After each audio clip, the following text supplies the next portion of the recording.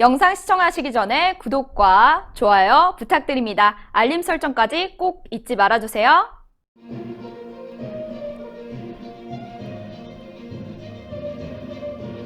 시청자 여러분 안녕하십니까? 신의 한수의 우동균입니다. 윤석열 검찰총장에 대한 징계 처분에 많은 국민들이 분노하고 있습니다. 이미 수많은 법조계 인사들은 이번 징계 처분은 위법하다, 부당하다, 법원에서 바로 잡혀야 된다, 이러한 주장들을 하고 계신 상황인데요. 윤석열 총장 이제 이 공을 법정으로 보냈습니다. 과연 이 법원에서는 어떠한 판단을 내리게 될까요? 상식이 있는 대한민국이라면 당연히 이 처분에 대해서 바로잡고 우리가 또 문재인 정권의 잘못된 부분을 심판해 나가야 되지 않겠습니까? 그 부분 오늘도 하나하나 짚어보도록 하겠습니다. 이상일 전 의원님 모시고 이야기 나누겠습니다. 의원님 안녕하십니까? 네, 안녕하세요. 네. 의원님께서도 이번 처분을 보시고 또 과정을 많이 지켜보셨을 것 같은데요. 이번에 많은 분들께서 말씀들을 하시는 게 야, 지금 뭐 윤석열 대 문재인의 싸움이 된 거는 알겠고 이 법원이 혹시 또 문재인 대통령 눈치 봐가지고 제대로 또 판단 안 되는 거 아니냐, 이런 걱정을 또 하시는 분도 있거든요. 네. 바로 잡아야 되지 않겠습니까? 사실은 그런 걱정을 하시는 분들을 저도 주변에서 많이 보고 있습니다. 왜냐하면 김명수 대법원장 체제에서 우리가 이미 아시잖아요. 이재명 경기지사 살려준 거 물론 대법원입니다. 그렇습니다. 말도 안 되는 논리였잖아요. 적극적 거짓말을 하지 않고 소극적 거짓말을 했으니까 죄가 안 된다. 그렇잖아요. 그러니까요. 그 다음에 은수미 성남시장 민주당 소속, 여기도 소위 살려줬고 대법에서 정교조 법외 노조 이것과 관련해서도 정교조 손을 들어줬어요. 근데 사실은 그동안에 법적으로만 따지면 다 이게 이해가 안 되는 판결이에요. 그러니까 윤석열 총장에 대한 지금 아마 크리스마스 전쯤 빠르면 네. 결론이 나올 수 있는 서울행정법원의 결정. 그러니까 윤석열 총장이 두 가지 문제를 법원으로 가져갔어요. 첫째, 징계는 매우 부당하다고 해서 행정소송을 했어요. 본안소송. 맞습니다. 근데 이거는 이제 시간이 많이 걸릴 거예요. 그러니까 통상 뭐 1년 뭐 이상 걸리니까 윤 총장의 임기는 내년 7월까지인데 그 전에 본안소송에 판결이 안 나올 가능성이 크기 때문에 윤석열 총장 쪽에서 징계는 부당하다고 해서 징계의 효력 정지를 요청하는, 그래서 집행 정지 신청을 한 거거든요. 일종의 가처분 신청인데 이거에 대해서 판단을 해달라는 걸 냈는데 이거에 대해서는 아마 법원이 판단을 당연히 서둘러서 해줘야 되죠. 맞습니다. 우리가 시청자들께서 기억하실 겁니다.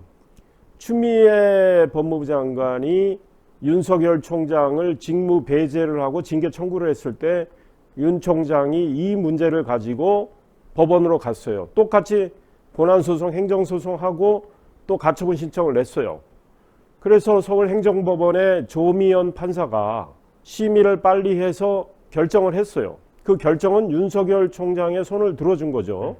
추미애의 직무 배제 조치, 징계 청구는 부당하다는 내용의 결정을 했고, 그 결정문을 읽어보면 그래도 법원이 살아있다, 우리가 이걸 느껴요. 왜냐하면 법무부 장관의 검찰총장 직무 배제 조치는 검찰총장의 임기를 부여한 그 정신, 그게 뭐냐면 검찰의 정치적 중립성, 수사의 독립성을 보장하기 위한 건데 이거를 없애버리는 거다, 몰각하는 거다, 이렇게 이야기하면서 직무 배제 조치의 과정, 징계 청구의 이 과정의 절차적인 문제까지 지적을 하면서 추미애의 조치가 정당하지 않다라고 해서 그 결정을 하니까 윤석열 총장이 바로 6시쯤 넘어서 직무 복귀를 해서 밤에까지 일을 하고, 맞습니다. 그 다음날 뭘 했느냐, 올성원전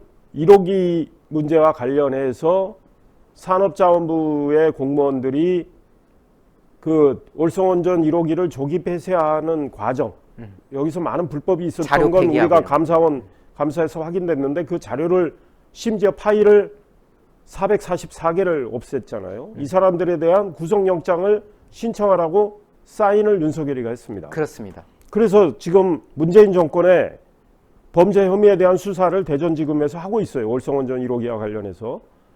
그 이제 윤 총장이 직무 복귀하고 그로부터 지금 보름 만에 또 징계를 한 겁니다. 또 찍어내려고. 이게 정직 2개월을 징계위원회에서 내렸는데 이 사람들이 이제 여러 가지 꼼수를 쓴 거예요. 처음에는 해임 또는 면직시키려고 그랬어요. 그런데 워낙에 비판 여론이 강하니까 그거는 그렇게 할 경우에 부담스러운 데다가 법원으로 가면 질 것 같으니까.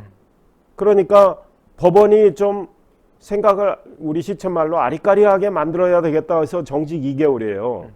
그러면 이제 지금 가처분 신청을 심의하게 될 법원이 뭘 따지냐면 윤석열 총장의 이 징계 정직 2개월이 정말 회복할 수 없는 손해인가 아닌가를 지금 따진단 말이죠. 근데 윤 총장 쪽에서는 이건 회복할 수 없는 손해다. 그렇습니다. 이렇게 이야기를 하는 거고, 첫째, 윤 총장이 징계받을 이유가 없어요. 그 사유를 보면 정말 허접한 거예요. 사유 이야기 제가 좀 이따 해드리겠지만 이 허접한 사유에 징계위원회를 공정하지 못하게 불법적으로 가동한 것들이 너무나 많아요. 그러면 윤 총장이 2개월을 정직을 당하는 동안에 이 정권이 하고자 하는 의도가 뭡니까? 이제 공수처 빨리 서둘러 출범시켜가지고 공수처 가동하면서 그 공수처에 어떻게 돼 있느냐, 이 사람들이 만든 법에 검찰과 경찰, 고위공직자에 대한 여러 가지 범죄 혐의를 인지해서 수사를 하면 공수처에 통보를 해야 되고 공수처가 사건 이첩을 요구하면 사건을 그리 보내야 돼요. 반드시. 그러니까 이제 공수처 출범시키면 월성원전 1호기 조기 폐쇄의 불법성에 대한 수사 이리 가져와. 공수처가 가져가서 뭉개면 그만이에요. 청와대 울산시장 선거공작 개입 의혹에 대해서 수사가 선거 전까지 해가지고 일부는 기소해서 재판에 넘겼는데 추가로 보강수사해야 되는데 제대로 안 되고 있어요. 추미애가 들어와가지고 이것도 수사팀을 다 해체시키는 바람에 이것도 가져와 하면 가서 공수처가 뭉개버리면 그만입니다. 아마 그 가능성이 굉장히 크기 때문에 우리 시청자들 지켜보셔야 되고 윤 총장도 그거를 염두에 두고 있는 거예요. 그래서 이렇게 되면 심각한, 검찰 입장에서 심각한 회복할 수 없는 손해를 입게 된다, 이런 주장을 하게 되는 거죠. 그렇습니다. 그래서 윤 총장이 또 하나 강조하는 건 이거는 법치주의를 이거는 유린하는 거다. 그래서 검찰의 중립성, 독립성을 완전히 훼손해서 검찰의 존립에 근거를 상실케 하는 것이고 법치주의를 훼손하는 이런 조치는 회복할 수 없는 손해다라고 주장을 할 겁니다. 그러면 저는 법원에 정말 법과 원칙과 양심에 따라서 판단을 하는 판사가 있다면 당연히 윤 총장의 주장을 수용할 수밖에 없어요. 맞습니다. 우리 국민의 상식도 그거 아닙니까? 그렇죠. 그래서 서울행정법원이 게다가 지난번에 조미연 판사가 내놓은 그 결정문 국민 다 알고 있습니다. 그 정신을 그대로 행정법원이 사실 따르는 게 맞지 않습니까? 왜냐하면 같은 법원에서 심의하는 판사는 물론 앞으로 이걸 전자배당을 하니까 조미연 판사가 또 심의를 할 수가 있어요. 그러나 뭐 전자배당을 하니까 일종의 소위 말해서 추첨인데, 그렇죠. 그러면 다른 판사가 또 심의를 할 수 있죠. 근데 다른 판사가 같은 행정법원에서 이미 나온 조미연 판사의 그 결정문과 전혀 내용이 다른 결정을 한다면 그건 법원이 국민들한테 엄청난 혼돈을 주는 거고, 두 번째 나오는 전혀 내용이 다른 결정이 만약에 나온다면 법원은 굉장히 국민들로부터 비판을 받게 될 겁니다. 아, 법원이 정치적인 판단을 한 거 아니냐, 이럴 가능성이 있어요. 근데 그렇죠. 판사들이 뭡니까? 정치적 고려하지 않고 법과 원칙과 양심에 따라 해야 되는 겁니다. 그래서 저는 법원이 아무리 우리가 걱정을 뭐 하시는 분들이 있지만 그래도 법원에 이렇게 법과 원칙과 양심에 따라서 그동안 판결을 해온 판사들이 아직도 많기 때문에 저는 법원에서 윤석열 총장의 손을 들어줄 거다. 윤석열 총장이 낸 가처분 신청을 인용할 거다. 이런 생각이 들어요. 근데 이제 지켜봐야 되고, 만약에 제 이야기한 대로 또 기대하는 대로 법원이 윤석열 총장의 손을 들어준다면 대통령 문재인 국민 앞에 개망신 당하는 거예요. 개망신 당하는 거죠. 엄청나게 타격을 받는 거예요. 그렇죠. 법무부 장관 추미애를 앞세워서 이거 사실은 대통령 문재인이 계속 밀어붙인 거예요. 몇 달 동안 쭉. 그렇습니다. 드러내놓고 찍어내기 하기가 어려우니까 국민들이 다 보고 있으니까 어떻게든 비난을 좀 덜 받으면서 해볼까라는 꼼수를 쓴 거죠. 윤석열 총장을 그렇게 좋아했잖아요. 그렇죠. 대통령 문재인이 임명장 줄 때 우리 총장님 살아있는 권력의 범죄 혐의도 엄정하게 수사해달라. 그냥 립서비스 한 건데 윤석열이 그걸 그대로 한 거예요. 그래서 조국의 가족에 얼마나 많은 문제가 있었습니까? 그거부터 수사를 하니까 이 사람들이 이거 봐라, 이거 눈치 없이 이거 하네 이렇게 생각한 거죠. 그러다가 울산 하죠. 올성원전 1호기까지 하니까 올성원전 1호기는 사실은 심각해요. 울산도 심각하지만 조국의 경우는 이거는 조국 가족의 문제예요. 조국 부부의 여러 가지 범죄 혐의가 지금 검찰이 수사를 해가지고 범죄 혐의가 있다고 보고 기소한 거 아닙니까? 기소한 혐의는 아주 20가지가량 돼요, 합치면. 근데 이거는 조국 부부와 가족의 이야기고 울산시장 선거 공작과 관련해서 송철호 현 울산시장 더불어민주당 소속 이 사람 대통령 문재인과 30년 직이고 사적으로 문재인이 형이라고 부르는 사람이에요. 그리고 과거에 문재인이 송철호가 당선되는 거 한번 봤으면 그게 내 소망이다. 네.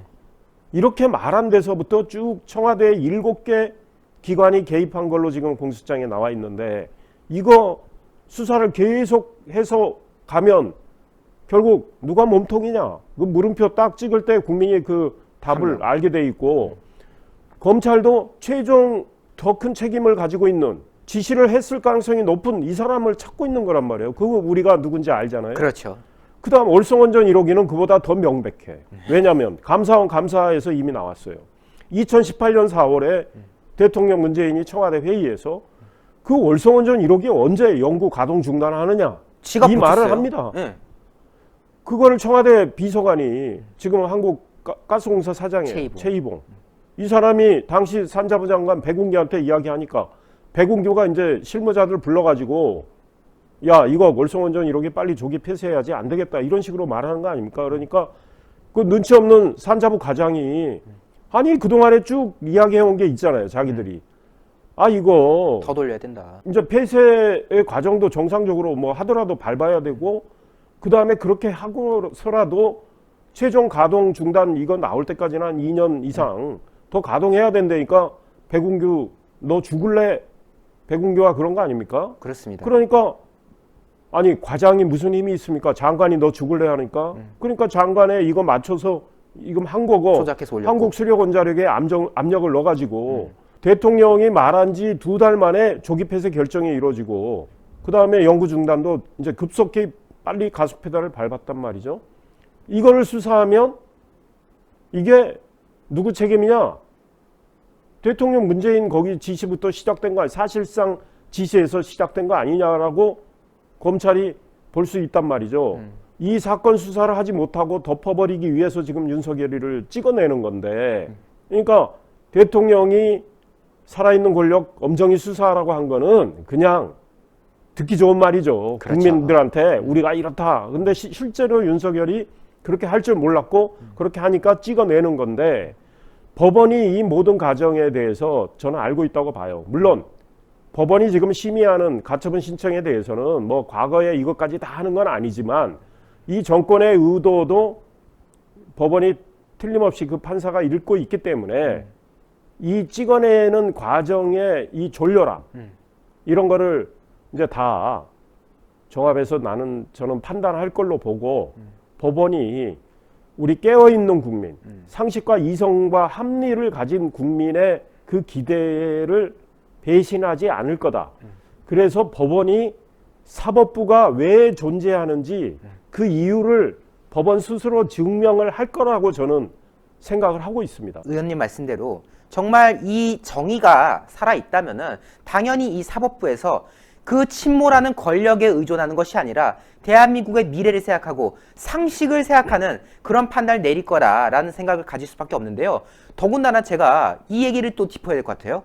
의결서라는 내용이 지금 이제 뭐 유포가 네. 됐단 말이에요. 그게 뭐 최강욱이 그 이제 퍼뜨렸다고 알려지는데 그 내용 너무나도 당당하게 까서 봤더니 이거 지금 팀키라는 게 아닌가 싶을 정도의 내용들이 많더라고요, 지금. 그러니까 최강욱이가 최근에 법사위에 들어갔단 말이에요. 맞습니다. 그것도 말 그 많았어요. 박병석 의장이 이거 주면 안 되는 겁니다. 네, 왜? 재판받고 있는 사람. 최강욱이 그렇죠. 아니 재판을 받고 있는 사람을 법원에 대해서 국회의원이 엄청난 영향력을 행사할 수 있는 자리 법사위원으로 보내는 건 정말 말이 안 돼요. 최강욱이가 그래서 법사위 가서 한 것이 뭡니까? 공수처 법안과 관련해서 악법을 만든 거 아니에요? 야당한테 거부권 준다고 해서 그렇게 공수처를 자기들이 밀어붙일 때 그래도 야당이 거부권 갖고 있으니까 공수처장 우리 마음대로 임명시킬 수가 없다 이렇게 해서 밀어붙인 사람들이 공수처장 추천회의를 두세 번 하고 나서 야당이 거부권 행사하니까 불편하니까 이거 없애버리겠다 해서 법을 개정하겠다고 해서 개정안을 만들어가지고 법사위 가서 처리할 때 야당이 안건조정위원회 구성을 요구를 했어요. 이건 법에 국회법에 돼 있어요. 근데 이 안건조정위원회를 무산시키려면 이 5분의 3 의결이 있으면 돼요. 그거 최강욱이 들어가서 그거 한 거예요. 숫자 맞춰줘. 들어가자마자. 네. 그리고 최강욱이가 어떤 자입니까? 조국이 아들에 대해서 허위 인턴 증명서를 발급을 해가지고 지금 검찰이 기소를 해서 재판을 받고 있어요. 허위 인턴 증명서 발급은 최강욱도 인정을 하는 걸로 언론에 보도되고 있는데 그러면 유죄 나올 가능성이 있는 그렇죠. 이 사람을 법사위원회에 앉힌다? 이거 정말 말도 안 돼요. 지금 박병석 국회의장 정말 말도 안 되는 판단을 한 거고 이 국회의장 사과해야 돼요. 그 다음에 야당이 필리버스터를 하는데 의사진행 방해를 합법적으로 하는데 그것도 민주당이 불편하다고 해서 이거 종결시킨 거 아닙니까? 이것도 5분의 3이면 되거든요. 근데 첫 번째 종결할 때 어떻게 했어요? 국정원법 개정안과 관련해서 의사진행 방해를 이제 하고 있는데 필리버스터를 하고 있는데 이거를 종결하고자 할 때 딱 180석 찬성이 나왔어요. 딱 정확하게. 예. 179만 나와도 안 되잖아요. 종결 못 해요. 근데 180 채운 사람이 누굽니까? 박병석 국회의장이 걸어가서 무기명 투표를 했습니다. 지금 국민의힘 주호영 원내대표나 다 주장하지 않습니까? 박병석 찬성해가지고 이렇게 된 거다. 왜? 원래 국회의장은 중립적으로 의사진행을 해야 돼요. 그러기 위해서 국회의장 당적 이탈을 시키는 거 아닙니까? 맞습니다. 근데 거기 그 자리에 들어가서 무기명 비밀 투표를 했기 때문에 사실 우리가 찬반을 보지는 못했지만 기권하거나 반대를 하기 위해서 들어가지는 않아요. 그러니까요. 기표소에. 그러면 찬성하러 들어간 거란 말이죠.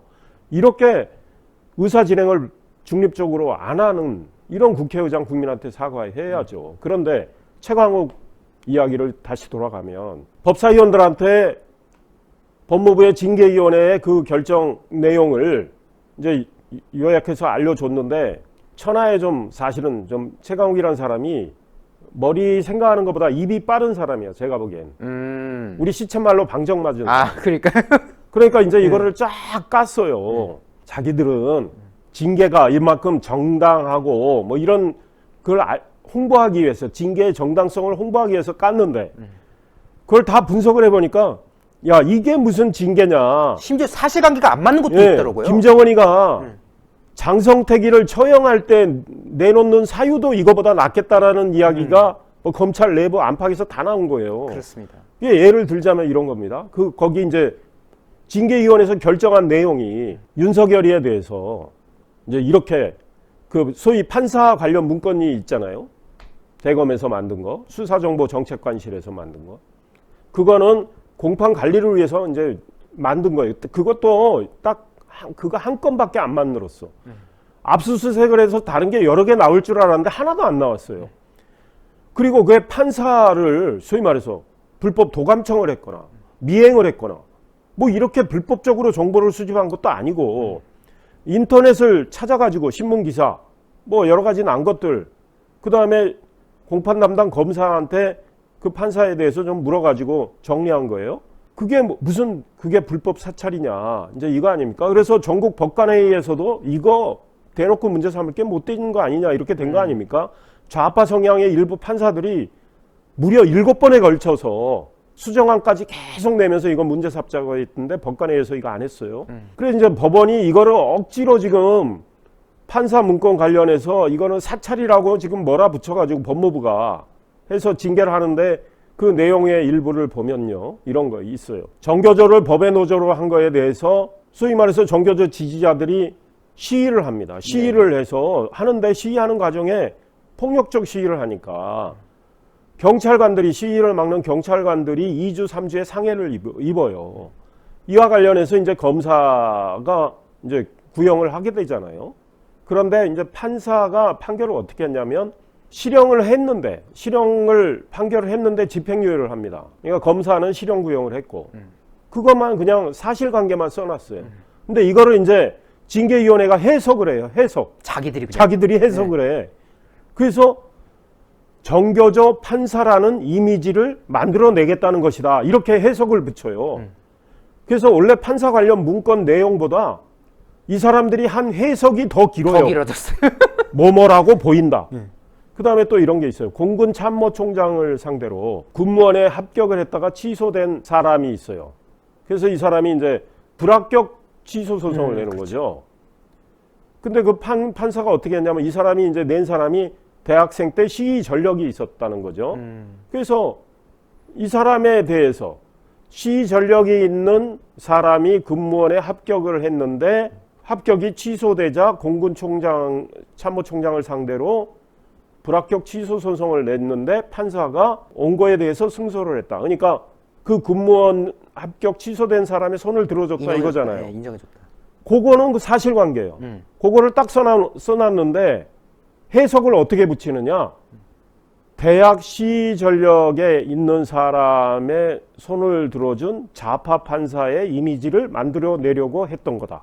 그냥 판례를 적은 것뿐인데 그냥 이겼다라고 네. 적은 것뿐인데 자기들이 해석해놓고 그래서 윤석열이는 죄가 있다. 이렇게 하는 겁니다. 게다가 박근혜 정부 때 윤석열이 국정원 댓글 사건 수사하다가 징계 그때 정직 1개월 했어요. 예. 그때 문재인이 뭐라고 했는지 찾아보면 다 나와요. 그 정직 1개월 가지고 대통령 문재인이 펄펄 뛰면서 뭐 법무부가 국민의 뭐 생각을 배반하고 법무부 이런 식으로 하면 안 된다고 이제 막 이야기한 게 있습니다. 근데 네네. 이번에 정직 2개월 이번에 한 거 아닙니까? 문재인 정부의 법무부가 그것도 당시 윤석열 검사고 지금은 윤석열 검찰총장입니다. 이 정직 2개월을 했는데 어찌됐든 그때 박근혜 정부 때 국정원 댓글 사건과 관련해서 이렇게 이 사람들이 법원 징계문에 이렇게 돼 있어요. 옛날에 윤석열 같았으면 채널A 사건 그 한동훈 검사장과 관련된 거 그것도 이 정권이 검찰과 언론의 유착이라고 프레임 씌워가지고 계속 몰아붙인 거 아닙니까? 그리고 추미애가 국회에서 증거가 많다는 식으로 했는데 증거 하나도 안 나와서 지금 한동훈 기소도 못하고 있잖아요. 맞습니다. 그런데 과거에 윤석열 같았으면 한동훈과 채널A 이 사건과 관련해서 본인이 이 수사와 관련해서 지휘권을 기피했을 거다. 과거 같았으면, 과거에 윤석열 같았으면. 이거는 완전히 주관적으로 자기들 마음대로 그렇죠. 하는 거예요. 그 다음에 징계위원회 하는 과정에서 그 정한중이라는 사람이 위원장을 맡았는데 이 사람이 위원되는 것도 지금 불법적이라는 지적이 있습니다. 왜냐하면 징계위원회는 7명으로 꾸려지고 예비위원이 3명이 있는데 대학 교수 출신 한 사람이 사퇴를 하니까 그 자리에 느닷없이 정한중을 꽂은 거 아닙니까? 정한중은 좌파 성향의 여러 가지 활동을 했던 사람이고 그렇습니다. 그런데 윤석열 쪽은 아니 이거 예비위원회에서 충원을 해야지 왜 입맛에 맞는 사람을 갖다 꽂느냐 이렇게 지금 항변을 했죠. 근데 그거 안 받아들이고 막 자기들끼리 징계했기 때문에 법원에서 이 문제도 저는 판단하리라고 보고 잠시 이야기를 좀 더 하면 징계위원회는 7명으로 구성해서 징계 문제를 논의한다 이렇게 돼 있습니다. 그런데 지금 4명이 한 거예요. 그러니까요. 4명이 했는데 한 명은 징계위원회 4명 열리는 이 과반수의 회의 여는 것만 소위 의결 정족수만 이거 해놓고 신성식 대검 반부패 부장인데 자기도 최소한의 양심이 있어서 그런지는 몰라요. 아 이거 징계 6가지 사유 다 징계가 안 된다고 해서 기권을 했지 않습니까? 그래서 징계위원회 7명이 있는데 결국은 윤석열이가 죄가 있다. 징계 받아야 된다고 한 사람은 3명 뿐이에요. 7명으로 치면은 안 된 거잖아요. 3명 뿐이에요. 근데 원래는 징계위원회 예비위원을 두는 까닭은 징계위원회를 7명으로 다 맞춰서 해야 된다. 이런 취지라고 봐요, 저는. 그래서 법원도 이거를 어떻게 생각할지 좀 궁금하긴 해요. 네네. 어찌됐든 윤석열을 징계위원회를 열어서 그 정한중이, 위원장 역할을 맡은 정한중이가 뭐라고 그랬느냐. 윤석열한테 너 왜 정치 안 한다는 말을 안 했느냐. 그래서 너는 정치 중립 의무를 위반한 거다. 아니, 정치 한다는 말도 안 한 윤석열한테 정치 안 한다는 말을 왜 안 했냐고 죄가 있다는 식으로 따지는 게 말이 됩니까? 거의 조선시대에 대한 법한 그런 이거 짓이라고 했어요. 완전히 자기들이 답을 정해놓고 소위 말해서 여러 가지 누명을 씌워가지고 지금 죄가 있다고 몰아가는 이런 겁니다. 그래서 21세기 이 대명천지에 북한도 아니고 이런 일이 벌어진 거, 북한식 인민재판을 닮아가는 이런 재판을 한 거에 대해서 저는 법원이 살아있다면 반드시 이거는 말도 안 되는 징계라고 그런 결정을 하리라고 생각합니다. 그래서 사법부가 살아있다는 걸 국민한테 이번에 보여줄 수 있는 기회예요. 맞습니다. 근데 이번이 대통령이 무슨 재가를 했다고 해서 사법부가 권력의 눈치를 본다. 그러면 대한민국 사법부 죽었다. 앞으로 법원이 판단하는 거 국민이 신뢰 안 할 수도 있어요. 그래서 사법부가 살아있음을 증명을 해야 된다. 그리고 그런 증명하는 결과가 나오면 이거는 문재인이 이제 국민 앞에 정말 속고대죄하고 사죄를 해야 돼요. 사실은 이거 일반 뭐 추미애 지가 자진 사퇴 뭐 한다고 해서 추미애는 그렇지만 이거 대통령이 본인이 뒤에서 배후 조정한 거 다 알고 있어요. 그러면 국민 앞에 무릎 꿇고 사죄해야 되고 사실은요. 정말 양심 있으면 저 대통령 못하겠습니다. 물러나겠습니다. 이런 말까지 하는 게 온당한 겁니다. 맞습니다. 양심이 살아있다면. 저는 그렇게 생각합니다. 맞습니다. 오늘 이상호 의원님께서 여러 말씀해 주셨지만 양심이 살아있다면 문재인은 정말 국민 앞에서 대국민 사과 정도가 아니라 정말 무릎 꿇고 석고대죄라도 해야 될 상황인 거 아니냐 이런 말씀을 좀 해주셨습니다. 그리고 오늘 의원님께서 이 하나하나 징계위에서 했던 이 행태들을 다 보여드렸지 않습니까? 딱 드는 순간 드는 생각 하나밖에 없어요. 야, 이걸로 여태 사람을 그렇게 괴롭혔던 거냐? 이게 법원에서 인용이 안 되면은 당연히 이거는 법치가 죽은 거다 라는 생각을 할 수밖에 없는 거고, 반드시 우리 현명한 법원의 판사들이 좌우의 이념이 아니라 상식의 이념, 상식의 가치로서 이 문제를 해결해 줄 것이다. 저는 그렇게 믿고 싶습니다. 의원님 오늘 말씀 너무나도 감사합니다. 감사합니다. 오늘 의원님께서 여러 가지 좋은 말씀들을 해주셨어요.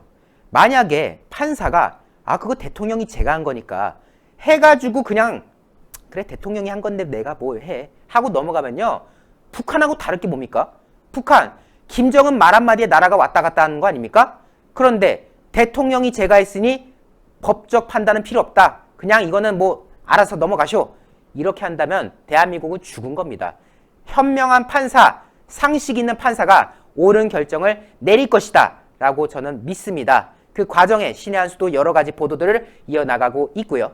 또 이상일 의원님 유튜브 채널 운영하는 거 다들 알고 계시죠? 저희 신의 한 수 채널란에 가시면 추천 채널란에 이상일TV 일석이조라는 채널이 있습니다. 의원님의 여러 말씀을 접하고 또 여러 좋은 영상들이 쭉쭉쭉 올라갈 예정이니까요. 거듭 성원 관심을 부탁드려야 되겠습니다. 구독 안 하신 분들도 구독 꼭 해주셔야 되겠습니다. 저희 신의 한 수도 늘 여러분들을 위한 보도 이어나가고 있으니까요. 영상 추천 잊지 말아주시고 구독도 잊지 말아주십시오. 시청해주신 여러분 대단히 감사합니다. 감사합니다. 감사합니다. 신의 한 수가 자랑하는 한과 소개시켜 드리겠습니다. 지금 제 앞에는 찹쌀 육아와 현미 육아가 각각 있는데요. 이미 주문해 보신 분들께서는 많은 지금 호평을 남겨주고 계신 상황입니다. 부드럽고 달콤한 맛의 찹쌀 육아, 그리고 고소하고 바삭하게 튀겨진 이 현미유가 각각 훌륭한 맛을 자랑해내고 있는데요. 특히 전 개인적으로 이 현미유가 너무나 좋습니다. 지금 이렇게 하나하나 박힌 게 현미인데요. 이게 기름에 튀겨진 게 아닙니다. 굵은 소금에 열기를 이용해서 튀겨졌다고 하는데요. 때문에 기름지지 않으면서도 바삭하고 고소한 맛을 충분히 살려낸, 그래서 너무나도 훌륭한 맛을 자랑해낸 육아라고 말씀드릴 수가 있겠습니다. 제가 한번 딱 먹어볼 텐데요.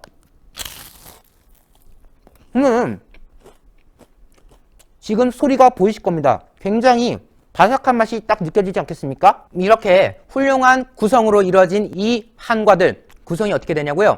찹쌀류가 650g 그리고 현미유가 750g으로 구성돼서요. 총 1.4kg을 저희가 드립니다. 건강에 이로운 한과 평상시에도 간식으로 드시면 얼마나 좋겠습니까? 그런데 그 1.4kg 한과 구성 가격마저도 너무 합리적입니다. 3만원에 찹쌀류가 650g, 현미유가 750g에서요. 총 1.4kg 나오는데요. 양이 가늠이 안 되시죠? 굉장히 큰 양으로 이렇게 딱 나와가지고요. 딱 보시는 순간 괜찮네. 내가 합리적인 가격에 구입했구나 라는 생각이 들 만큼 충분한 구성으로 이루어져 있습니다. 010-2231-1952입니다. 이곳으로요. 문자로 문의 주시면요. 나중에 사장님께서 연락을 주실 거니까요. 이번 구성 절대 놓치시면 안 되겠습니다. 그리고 서울 세관 부근에다가 맛보는 날이라는 매장을 또 차리셨다고 합니다. 지금 아래 나오는 연락처로 문의 주셔가지고 찾아가 보실 수가 있을 것 같은데요. 매장에 가시면은 이 한과가 만들어지는 과정 직접 보실 수 있다고 하고요. 또 그곳에서 한과를 또 주문하실 수도 있습니다. 만약 오프라인 매장에서 주문하시게 되면요. 차도 무료로 제공한다고 하고요. 또 특별 선물이 별도로 나간다고 하니까요. 맛보는 날 매장에서 한과를 경험해 보시는 것도 좋을 것 같습니다. 010-2231-1952 010-2231-1952입니다. 주문 문자 남겨주셔서 구입하시고 또 매장 방문을 통해서 좋은 맛있는 한과 경험해 보시면 좋을 것 같습니다.